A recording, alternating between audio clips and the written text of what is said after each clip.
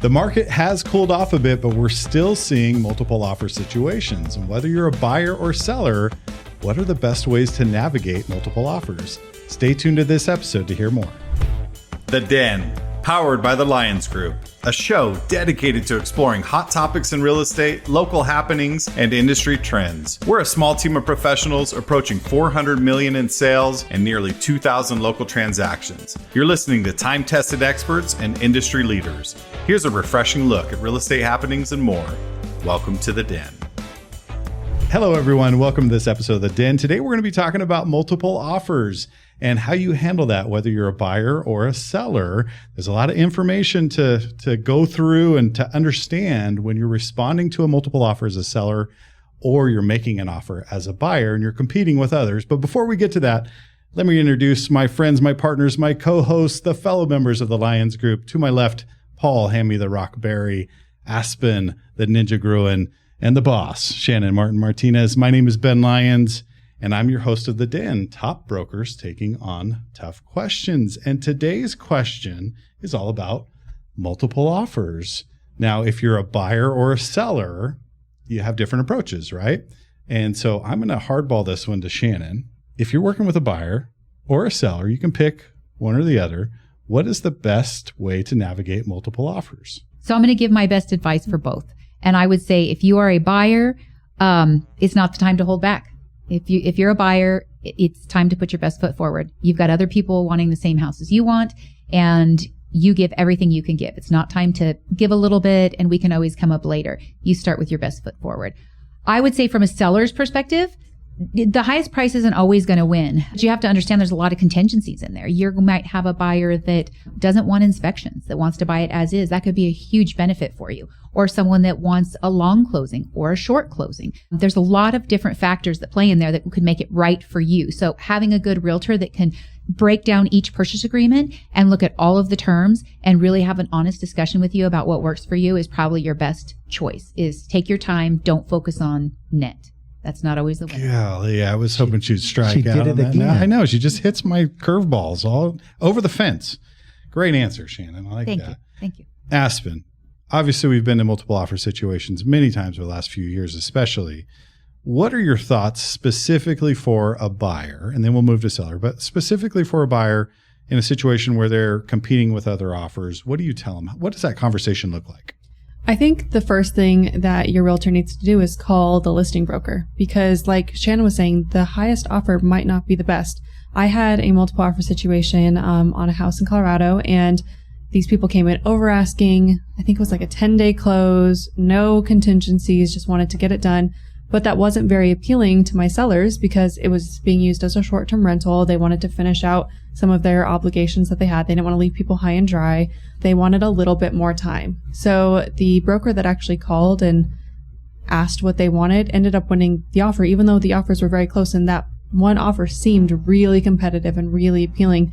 It just wasn't what my sellers were wanting. Yeah, their anticipation for what your sellers wanted is a different ball game than what they actually wanted. In fact, we just had that situation play out where we were working with the seller and we received 4 offers in on the property, but only one realtor called and said, what makes sense for your seller? What's the closing time frame? And what are the aspects that really make sense for your seller? And we had a frank conversation. I would have had that conversation with everyone that would have called, but only one of the 4 realtors called, and that realtor actually won out because they understood that my sellers wanted to close early, wanted a post-occupancy because they were building a new home. So to your point, very great point in regard to have a conversation with the other realtor. Find out what their pressure points are, or their, what did you call it when we were dealing with negotiation? Their stressors, right? What are the stressors? Yeah, the levers. Yeah.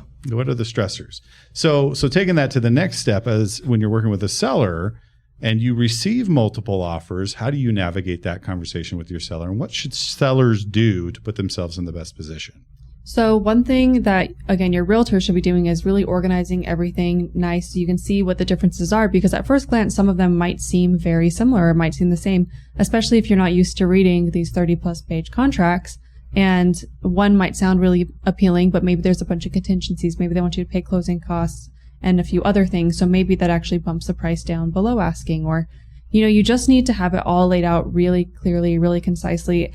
And if they're really close, I would probably recommend doing a notification of multiple offers and then making sure everyone was coming in with their best foot forward. And then if they are, then you just have to really kind of start nitpicking different things. Maybe you're looking at the contingencies or home warranties or even the loan types just to kind of see what might be more appealing or a little bit easier to work with. But I think something that a lot of sellers really like is when you just put your best foot forward first. Because if you're coming in and you're saying, oh, well, I'll offer this, but I'm going to start here. And then you come in with an offer $30,000 higher. The seller might be like, okay, so they're going to really try and negotiate later on. Yeah. I think that can be something. And then you could also do an escalation clause. So where you're coming in and then it says, well, I'll pay up to, $30,000 over, but I'm only going to pay $1,000 over the highest offer. One thing that I think you risk with that is I've had a situation where we just countered back at that price because all the other offers were quite a bit lower. Some were under asking.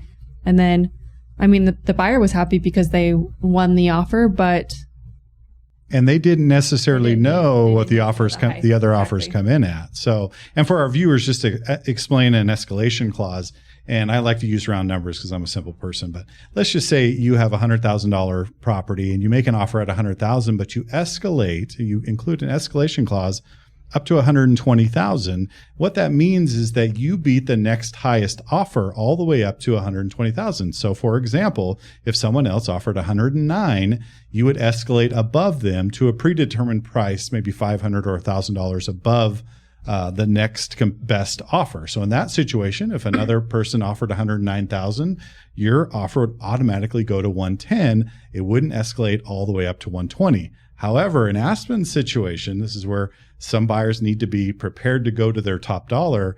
Aspen is saying that you just counter offer right at their escalated premium, the top dollar, $120,000. Yeah, and they had some other offers. None of them were even close to this high escalation clause, but we had a little bit of time and a little bit of wiggle room for the other offers. I think we had about a 48-hour response time. So they just countered back, gave a 24-hour response time. And then there was a little bit, if they said, oh, no, never mind, we're not going to do that, there was other options that they could. Yes. And thank you for saying that, because I think it's, again, very important for our viewers to understand that you need a competent realtor to navigate these things, because there is a game within the game. So what Aspen just alluded to was the fact that you have a deadline to respond to at 48 hours out, and you may have 3 buyers that you're dealing with. You can go back to one of the buyers and say, will you take these terms? And we need to know within 24 hours. And if that buyer doesn't work out, you can work to your next buyer. As long as you don't breach that 48-hour window, you can play the game within the game. And that's where a competent realtor that knows what they're doing, knows how to navigate these waters, really can help add some extra money and really take care of you during the process of that. So thank you for pointing that out. Paul, multiple offer situation. You're dealing with the buyers. Remember, you cannot duct tape a seller to a chair and force them to, you will like this. Y'all ever had deja vu? Yeah. You will like this and you will liking it. You cannot duct tape sellers to the chair, but how do you put your buyer in the best position to win that multiple offer situation? So I was just thinking about, we're actually under contract on a house with somebody that had multiple offers. I called up the listing agent, like you had talked about. They were both over asking price. Ours was going to be, it has a lender. So we did an escalation clause, and we did, about 15,000 over and bumped up by 1,000. It was a pretty standard escalation clause, but we had some terms that were, I think, better than the other ones. They were over asking, but they were short time frames. And what happened was it was kind of still under construction. So the seller needed longer to finish those repairs before we could close. So we won with that escalation clause. And I think, like Shannon said at the beginning, put your best foot forward. And then if you're going to do an escalation clause, be ready to pay whatever it is. And one thing about escalation clauses, it's $1,000 over the highest netting offer. Yes. So it's not just over that price. Thank you for Your realtor has to do the net outs for all those offers, and then it bumps up. And then you have to prove it.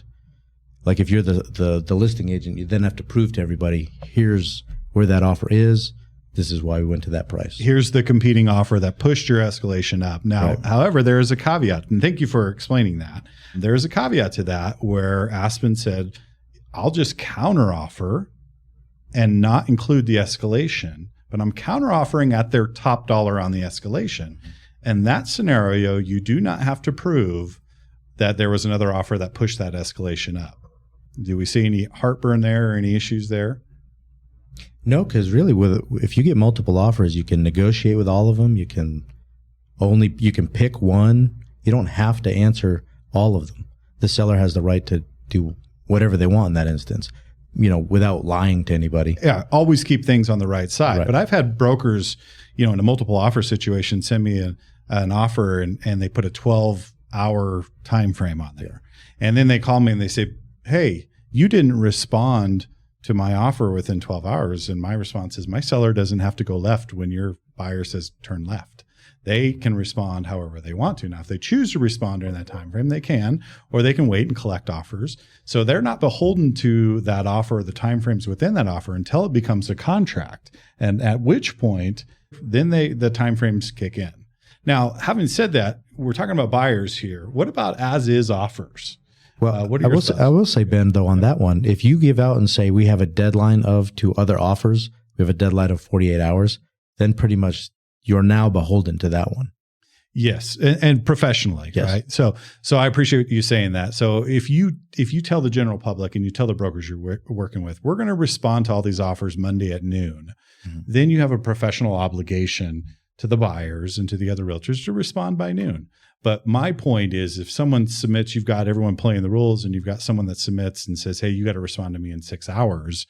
You're fair to say, no, I do not. Neither do the sellers. Right. Obviously, it's the seller's choice. But I think something they don't realize too, a lot of, I would say newer brokers, just because you put that timeline on there, my seller can sign that in a week. And it doesn't mean that the contract is void. It's just voidable. Yeah. So the buyer can still say, okay, yep, we're going to keep with this contract. But it's not a hard, fast date because you don't have a contract yet. It's just a courtesy, really, to respond by that time. Yeah, and that is a great point. I mean, so a week later, you sign off on that. It's an extreme, but a week later, the seller signs off on it and the buyer says, hey, that's great. Maybe the buyer's broker gets a couple initials and they deposit earnest money. They have made acts moving forward in the contract, which would be, and I'm not an attorney, none of us are attorneys here, but that shows that in a good faith effort, all parties are moving forward within the confines of that contract. What are your thoughts on as is when you're in a multiple offer situation, Shannon? To make your offer a little more appealing, what should you be thinking about if you're going to put in an as is component? Well, I would say if you're comfortable with purchasing a house, if you're comfortable with repairs, there are some buyers that are not comfortable with that. But if that's something that you would be comfortable with, I would put in an offer as is, just still contingent upon you doing your due diligence. I would still want to give that buyer the opportunity to do inspections. I would still want to give them the opportunity to hire a few professionals. Maybe they do an inspection and they need a couple more professionals to look at a few things that were of concern to them. They can choose at that point. They could say, well, I know that there's a handful of things here to be done, but I'm willing to take it that way. Or they can say, this is over my head and I don't want to take it. But that also gives the seller kind of that comfort that they're not going to be nitpicked at the end. They're not going to settle for their offer when they had multiple offers because they said it was as is, and then they're just going to get a ton of repairs in there. They know that if there's repairs that are needing to be there, they're probably substantial. Yeah, and that's a pretty big lever for a buyer to pull. Aspen, what are your thoughts on the as-is component? How do you approach that to protect your buyer, but how do you make it appealing for your seller? I don't really recommend, completely not doing any inspections. You should at least do your own research inspections. But one thing that I did quite a bit, and I still do, is saying we're going to do inspections by this date, and we'll have the option to terminate by this date, but we're not going to nickel and dime you with, objecting to any inspections. So that still it kind of protects both parties. So, maybe the seller negotiated a lot more off the top than they would have if there was going to be inspections. So it kind of just gives everyone the expectation from the beginning of what the price is going to be while still allowing the buyer to do their due diligence. Yeah, I think that's well said. I always compare it to a car. Like I'll buy the car as is, but I want to lift the hood to make sure there's an engine there, right? And understand what I'm purchasing. That is a stressor that a lot of sellers have, is that they don't want to go with an offer and then be nickeled and dimed and have this whole battle leading up to it. Oftentimes we do pre-inspections. It's where if you feel like a property is going to go in a multiple offer situation, should you be talking to your seller about pre-inspections? And how effective would that be from a negotiation standpoint? Paul, you want to take that one? Yeah. Hey, here's your curveball. Yeah. I will not do it as well as Shannon did. If you expect, we don't ever know what houses are going to get multiple offers. We can think that, this house is going to go great, but it doesn't always work out that way. So if we're pricing it appropriately and we think that there could be multiple offers, having that pre-inspection could be a good tool to have as a seller to say, look, we know what's going on with the house. We've repaired these things.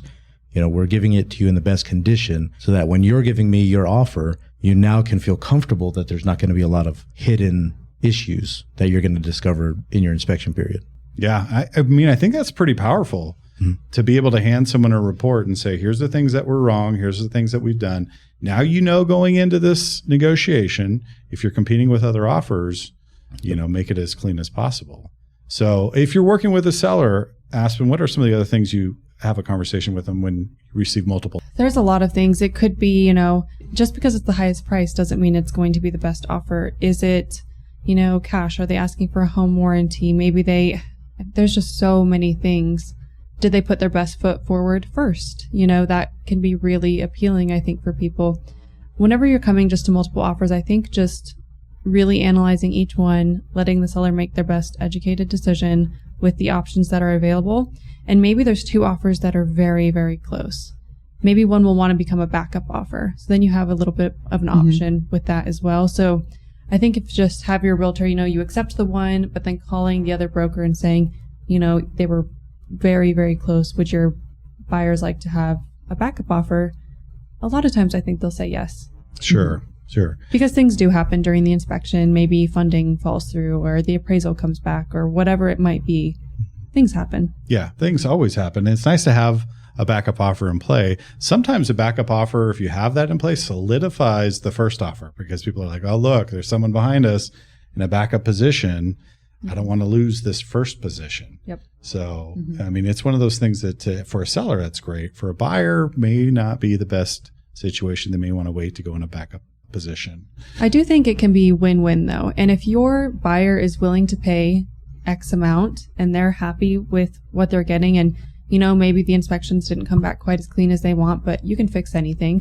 I think then they can say, you know what, I am going to move forward with this house, and it can be a win-win. It doesn't have to be forcing someone's hand one way or another. Yeah. And what about, you had alluded to before where people, maybe they play the game too much and that may hurt a buyer, right? From a seller's perspective. So let's say you have 4 offers and 3 of them put their best foot forward and the 4th one was really low, but then they come in to be the highest. Is that a red flag? I think it is, because that tells me, oh, you're going to really negotiate during inspections and you're going to try and get it back below versus someone coming with, maybe they are asking for some closing costs, but they upped the price to cover that, or maybe they're offering to pay for a little bit of yours, or they're just a really clean offer. I think people understate how appealing a clean, normal offer can be for people.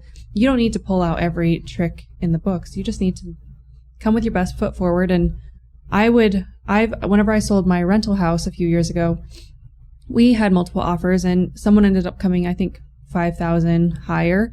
But the people that we ended up going with, they wanted their first house and they put their best foot forward first. And it was a pretty smooth deal overall. So they put their best foot forward first. They didn't waffle. So there was stability, because I think our viewers need to understand there's the perception from another realtor and a seller is that if you have a lot of waffling back and forth, a big swing in offer price, even if it nets you the highest, it is a red flag for a seller to go, ooh, like Aspen said, are these people going to beat us up on a home inspection? They seem pretty volatile. There's a lot to be said just by how you act through the offer process. I have one going right now that is the opposite of all that.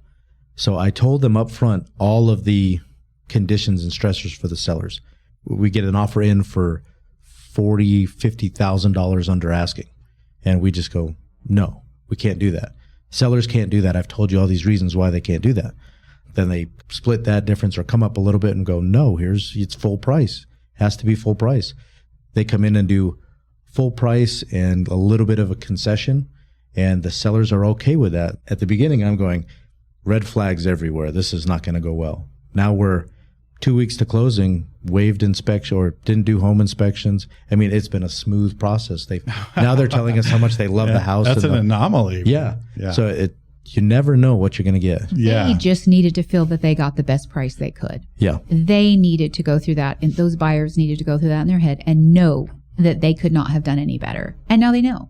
Yeah. And they're happy. And the sellers are happy with us because we fought for them and got them the deal that they could accept. Yeah, and that's okay. People have to go through that process sometimes. Sometimes it's just about allowing them to go through the process.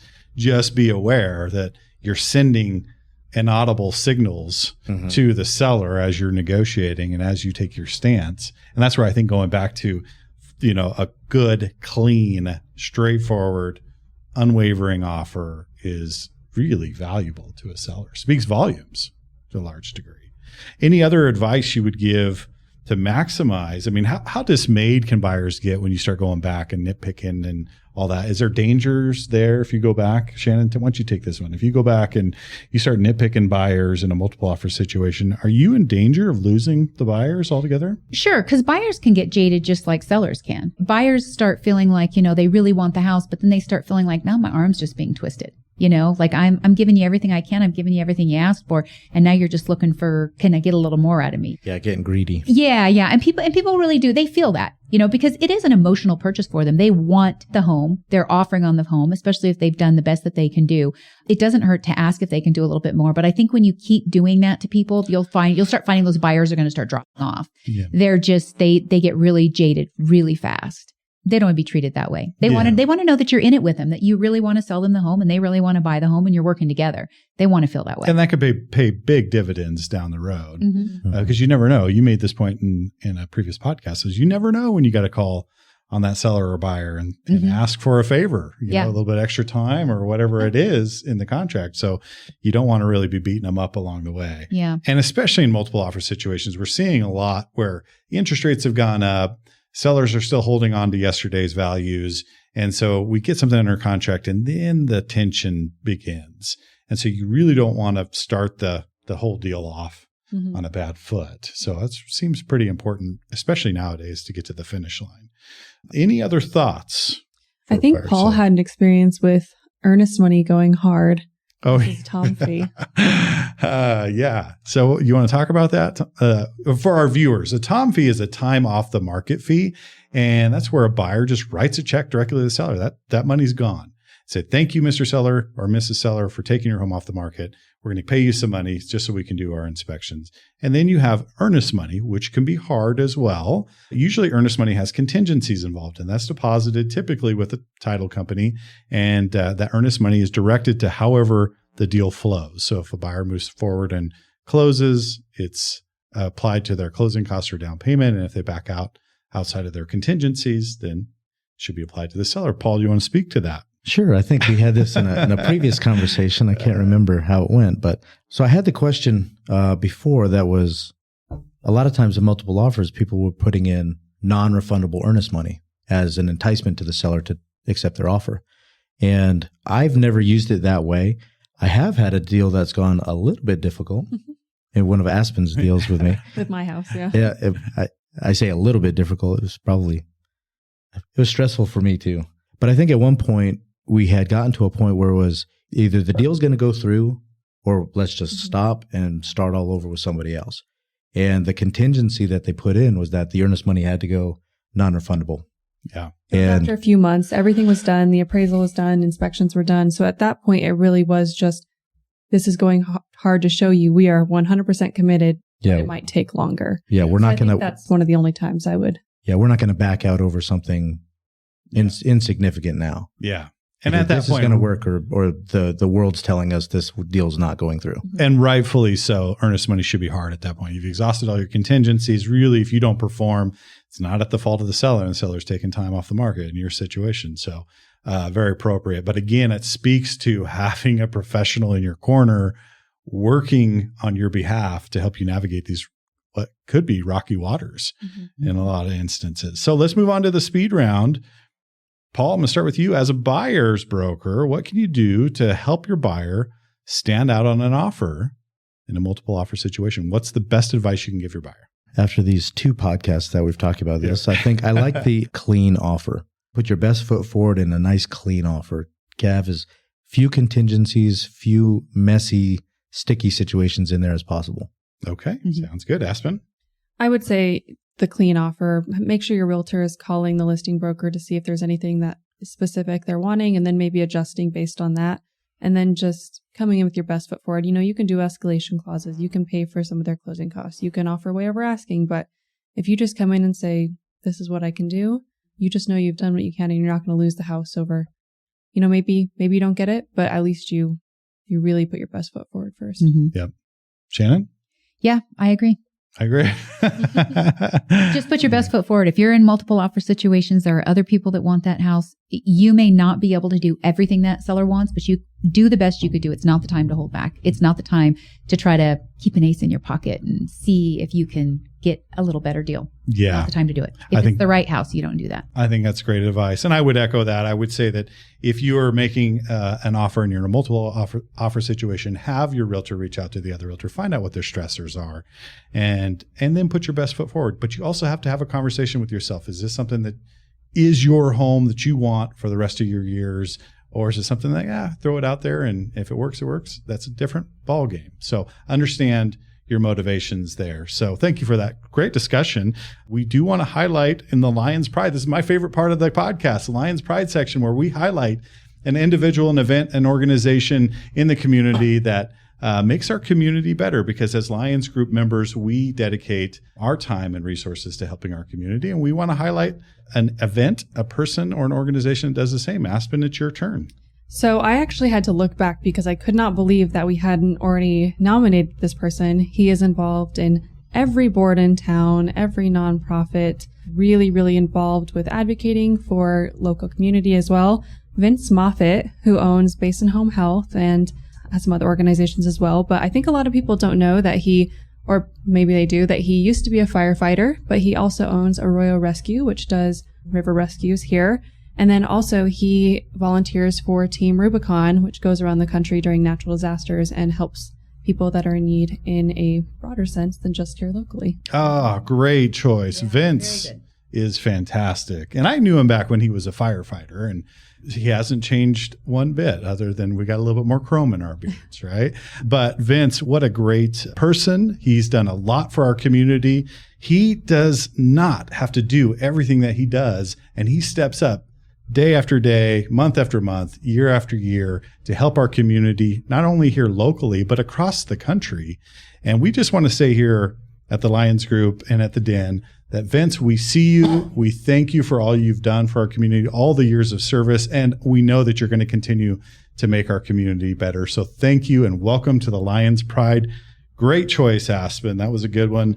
You do want to stay tuned for our next episode, because our next episode, we're going to be talking about liability, buyer liability, seller liability, and even some realtor liability. We're going to talk about that on the next episode. But if you like this episode, please like and share our content.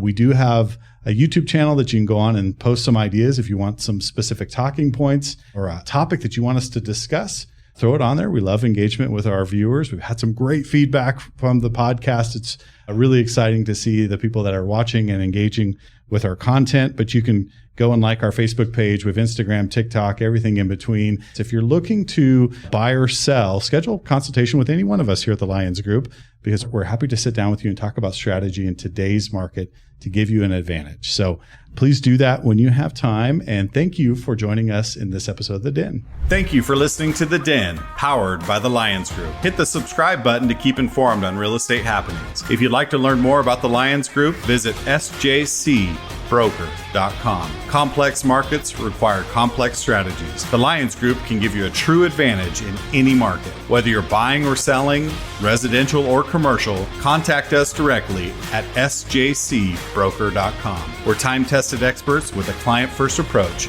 and we'll see you next time in The Den.